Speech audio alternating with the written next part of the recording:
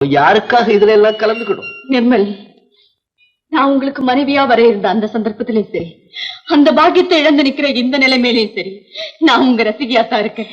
எனக்காகவாவது நீங்க பேரும் புகழ் அடையத்தான் வேணும். எனக்கு எவ்வளவு பேரும் புகழும் கிடைச்சாலும் என்னால இந்த குடும்பத்துக்கு ஏற்பட்ட அவமானத்தை மறக்கவே முடியாது. இந்த நிலைமையில நான் எதுலையுமே கலந்துக்க போறது என்ன மன்னிச்சிரு. விமலாவுக்கும் உங்களுக்கும் உள்ள உறவை கண்டுபிடிச்சது நான் தான். அதனால இந்த குடும்பத்துல நீங்க அடைஞ்ச அவமானத்துக்கும் நான் தான் காரணம். அந்த கோபத்தையும் வெறுப்பையும் என் மேல காட்டுங்க. ஆனா உங்களை வாழ வைக்க வந்த அந்த கலைமகளை வெறுக்காதீங்க. என்ன வாழ வைக்க வந்த கலைமகளா இது?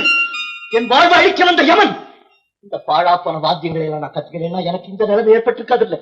என் சந்தோஷத்தை குழி தோண்டி புதைச்ச இதுகளை என் கையாளில் ஆயிச்சவன்.